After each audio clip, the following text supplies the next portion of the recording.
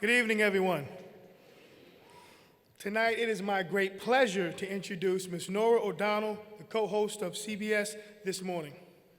An award-winning journalist, Norah appears daily alongside co-hosts Charlie Rose and Gayle King to report on the most pressing domestic and international news stories of the day. Since joining CBS This Morning, she has interviewed some of the world's most influential leaders, including President Barack Obama and the Dalai Lama, and reported on major events of the last decade, including the San Bernardino terrorist attack and the Boston Marathon bombing. Before joining CBS, Norah served as chief Washington correspondent for NBC News, where she contributed to the Emmy Award-winning coverage of the 2008 presidential election.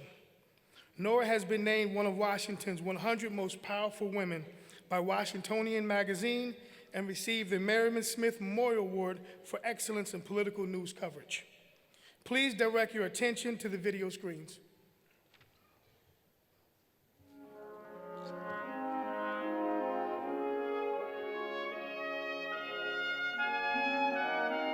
How urgent of a threat is ISIS? Do you think it would have helped if the president were more involved in the policy itself? It is my honor and pleasure to introduce Norah O'Donnell, co-host CBS This Morning. Welcome to CBS This Morning. We have some breaking news. I've covered 3 presidents, President Clinton and President Bush and President Obama. My background was covering politics. Is it that you think you couldn't win or that you didn't want to run? Couldn't win. The busiest Amtrak corridor in the country shut down. Could it cure virtually any disease? We're sort of focused on what's the story we want to do, what interests us, and putting on a good show every day. Do you think you're the last Dalai Lama? Oh, possible. Does it bother you that there hasn't been a woman president of the United States? Yes. The man who targeted you is now the head of the Taliban. Does that scare you? I'm not scared of the Taliban. Of course, we had the industrial age, American century, and now I think the 21st century is the century for women. Being a journalist is like having a front row seat to history.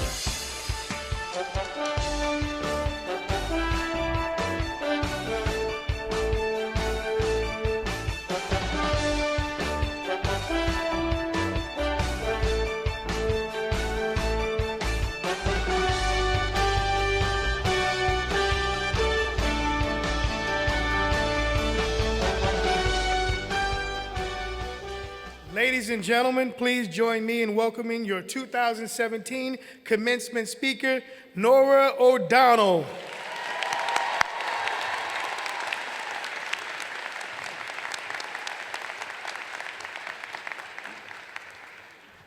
Well, good evening. How are you? Thank you, Dr. Lamont and Repollet, for that wonderful introduction.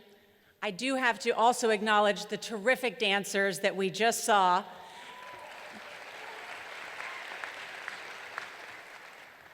Dr. Lamont whispered to me, he said, "I'll give you $5 if you get up there and dance with them."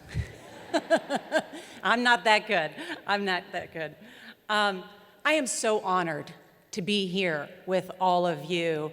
And thank you, President Farahi and the board, for inviting me here to speak at this awesome university. And let me just say, Dr. Farahi, what you have accomplished in your 14 years here, along with the board and the entire team, is nothing short of miraculous. Congratulations to you.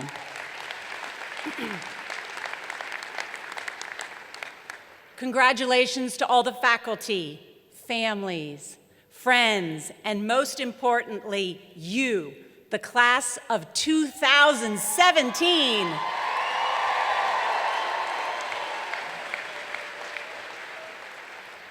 I want to say a special thanks to all the parents that are here today. I see all of you here. Especially the mothers. Graduates, as a mother myself, I promise this is the best belated Mother's Day gift that you can give to your mom.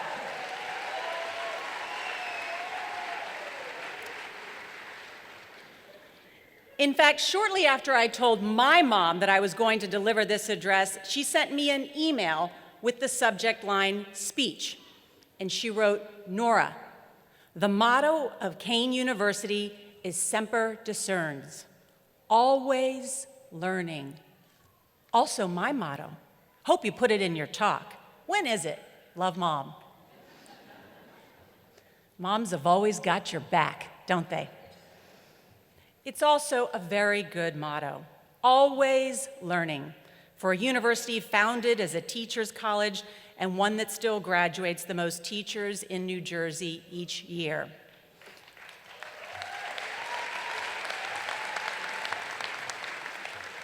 And it's a good motto for all of you too, because as graduate students, you already choose to continue your education. Many of you I know juggling work and family at the same time. And it really is a motto that my mom lives. She was also the first in her family to go to college, like most of you. She had plans to be a doctor, but life intervened and she never finished medical school until now. My mom is back in school studying the same things that you studied, microbiology, and my mom is 70 years old.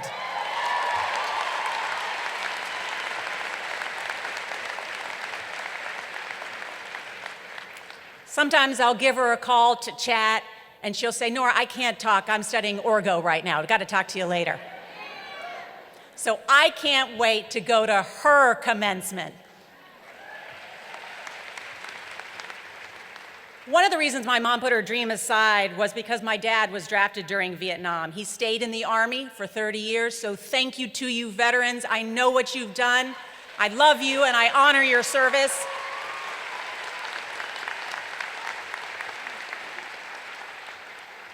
We moved around a lot and it rubbed off on my little sister, my best friend who is now an Army surgeon. I always looked up to both of them for their sense of service. And I can tell you, it has made them far richer in spirit than any amount of money that they could have ever made. So I look at all of you who have chosen a life of service to others, whether it's in public or the professional spheres. I've heard how many of you there are. I can sense from the energy in this room the type of people that you are. It is the most noble of ideas, serving a cause greater than yourself. So, on behalf of everyone here as well, I thank you for your service.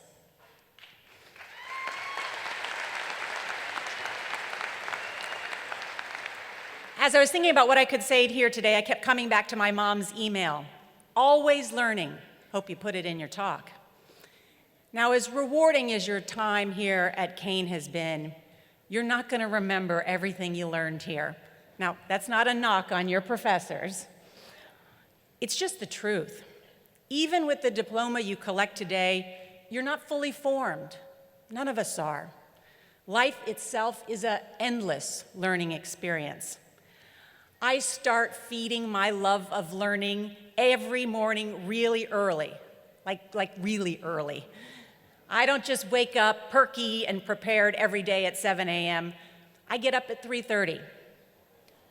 Now, fortunately, they don't show that part on television.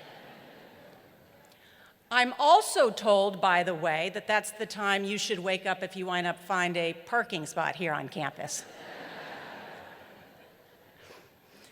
But while I love my morning coffee, it's actually my curiosity that gets me out of bed. I read 6 newspapers every morning. And it's not just to cram or to try and sound smart once we hit the air, but because I'm so excited about what's happening in the world. That curiosity is what drove me into journalism, that desire to understand the world around me. I want to understand why someone embraces a policy or makes a decision. What informs that choice? What does it mean for others? I began my career as a print journalist. It was so exciting. I'd roam the halls of Capitol Hill with a notebook and a pen, chasing congressmen and women. I covered that beat for many years. It wasn't glamorous, but ultimately my persistence is what got me noticed. I was so lucky that my first boss in television was the late Tim Russert. You guys remember him? He was the longtime Washington bureau chief for NBC and the longtime moderator of Meet the Press. And every morning I'd see him in the office and he'd say to me, "What do you know?" What a great question. It keeps you on your toes every day. What do you know?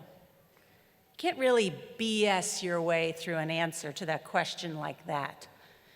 And it's easy to sniff out people who tried, just like it's easy to sniff out people who cram for a test or wait until the last minute to write a paper. You professors can tell the cramming, right? A real answer requires doing your homework, asking the right questions, and above all, listening to others. That's why I ask that question, what do you know? Every day I've covered Congress, the Pentagon, the Clinton, Bush, and Obama White Houses. It's a question I think about every morning that I sit around a table with Charlie Rose and Gayle King, talking with some of the most interesting people in the world, listening to their stories, learning a unique lesson from each of their experiences, always learning. Now, it's a wonderful thing that at this moment, all of you have your whole lives laid out ahead of you. And it would be wonderful, too, at your age, to get a visit from your future self, a visit to what lies ahead, the good decisions and the bad ones, past to take and past to avoid. I mean, wouldn't it be great if you could have that person say to yourself, take that job, start saving money earlier, don't date that guy. And of course, call your mom and your dad more often. Well, at CBS News, we actually started this series. It's called Note to Self, in which public figures write open letters to their younger selves. You may have seen one that went viral last December. It was from 73-year-old Joe Biden to 12-year-old Joe Biden. Now, as you know, this is a man who's seen the hardest of tragedies and the highest of triumphs. But in that note, he didn't offer any shortcuts or easy outs to the young Joey. He wasn't old Biff from Back to the Future offering young Biff a sports almanac so he could make millions. No, Joe Biden was just writing to his younger self about the lessons that life will teach him, lessons about love and loss, family and faith, service and sacrifice, and why they all matter. One thing I've learned over my career is that as long as we're listening, we're actually getting those notes from people all the time. And so since commencement addresses are about dispensing advice, I'll share a couple lessons I've learned from some of my favorite interviews. The first is this: nobody gets to determine the trajectory of your life but you.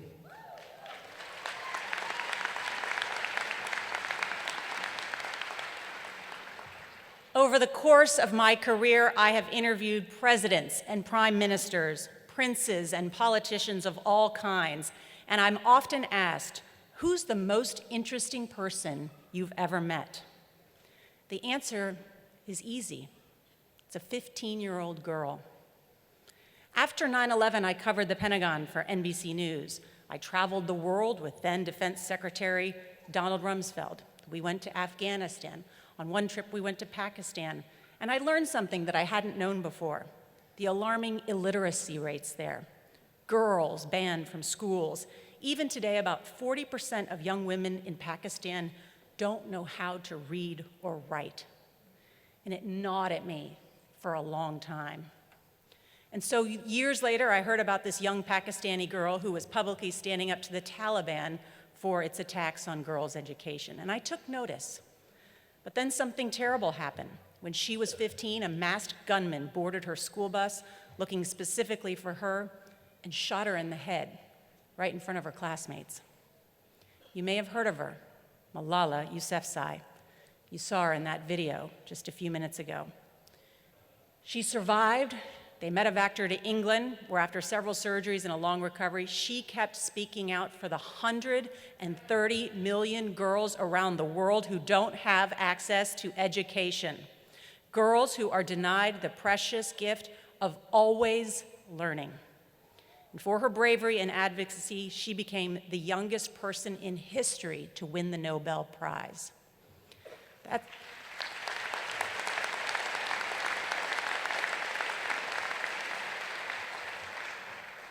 That's why I say the 21st century is going to be the century of women.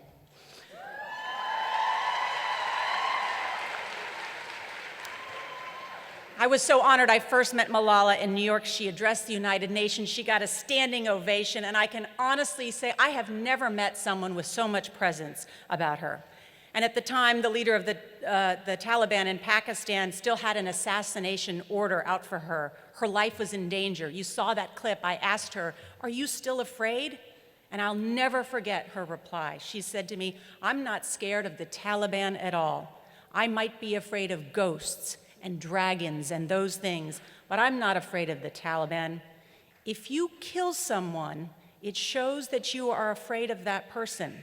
So why should I be afraid of someone who's afraid of me already?"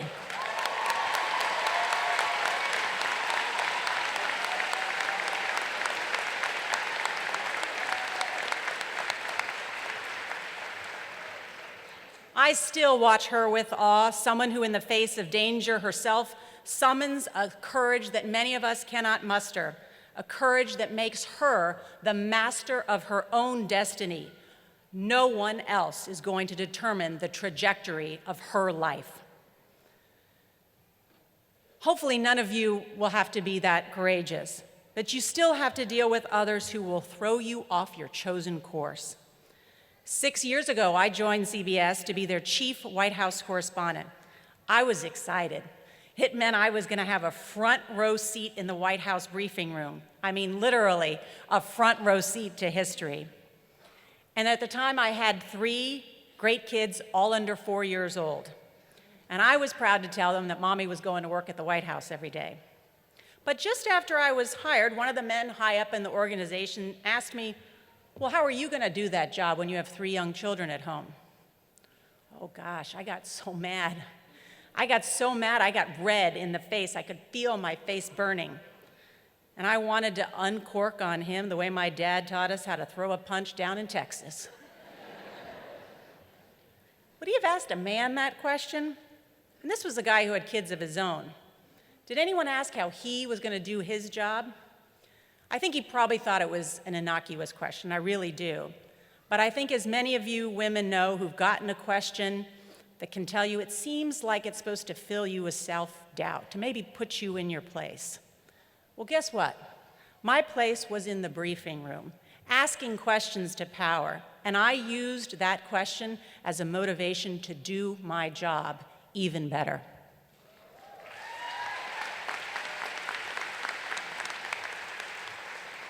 So that brings me to this second lesson I wanted to share with you today. When something seems like it's designed to set you back, it might just be what makes you strong.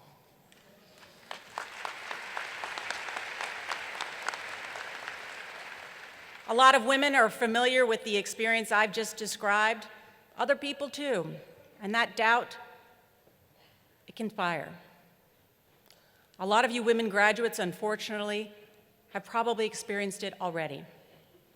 But imagine people looking at you and doubting what you can do every day of your life. That's what happened to a 6-year-old boy named Tommy Morrissey that I just interviewed. Tommy was born with just 1 arm. But that hasn't stopped him from playing his favorite sport, golf, where he routinely beats kids with 2 arms. He had to develop this one-of-a-kind swing, and he did it without any lessons, and he can hit the ball a country mile. It was really one of the most fun interviews I've ever conducted, but also one of the most meaningful ones. Because even though he knows a lot of the world's best golfers, he's using that fame now to raise money for other kids and other people with disabilities. I asked him in this interview, how do you help people realize they can do things that they didn't think they could do? And he said, because they watched me. I mean, what a profound thing for a 6-year-old to say, and what a wise way to look at the world, to know that other people watch and learn from your example all the time. So make it a good one. Set that better example all the time, because you never know who's watching. And sometimes, even when acting for the purest, most noble of reasons, you just might end up getting rewarded for it. And that brings me to this third and final piece of advice I have for you today as you prepare to go your separate ways. And that's this. The quality of your life is based on the quality of your relationships. It's going to be hard when you leave here to stay in touch with everybody. You're busy building your careers, maybe your families, and you'll think that phone call to a friend can wait. But I urge you to put in the effort. Stay as close as you can with your fellow graduates, your college friends, your high school friends. Think about the way you treat the people you work with every day, the way you treat the person you get your cup of coffee from in the morning. Cultivate and cherish those relationships. Nurture them. Tend to them. A text is fine, but a phone call or FaceTime's even better. An email is okay, but a handwritten note is even better. Not surprisingly, I learned this lesson from Joe Biden. 2 years ago, his son, Beau, passed away from brain cancer, and he was a very good man, and it was a big funeral. President Obama delivered the eulogy, and I had a good relationship with the vice president over the years, so I sent him a handwritten note expressing my condolences. Well, I was stunned to hear that after the funeral, Vice President Biden personally called every single person who attended. I was there were over 1,000 people, and he called every single one to thank them for coming. I mean, it just blew my mind. And once he was ready, he granted me the first interview he did after Beau's passing. It was for 60 Minutes. And it was the first interview in which he said he was not going to run for president. And when I was there at the vice president's residence, I said, well, why did you choose me to do the interview? And he said, Norah, because of that handwritten note you sent me after Beau died. I've had it sitting on my desk. So it is those small but significant gestures that will cultivate your most important relationships.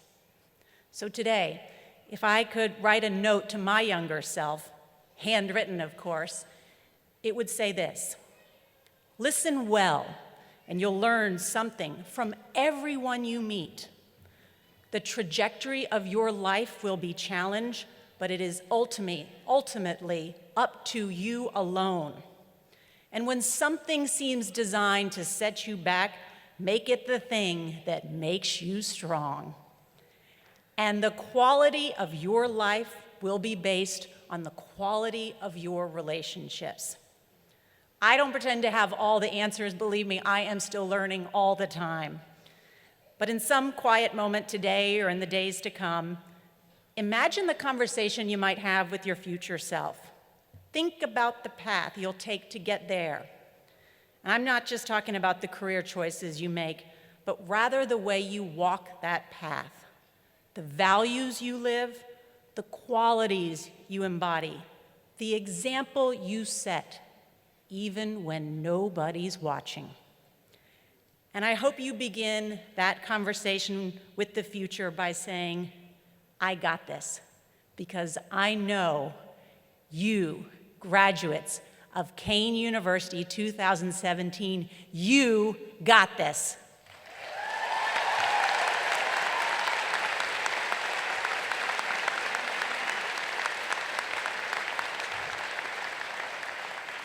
Thank you and congratulations, and I can't wait to see what you're going to do. Thank you so much.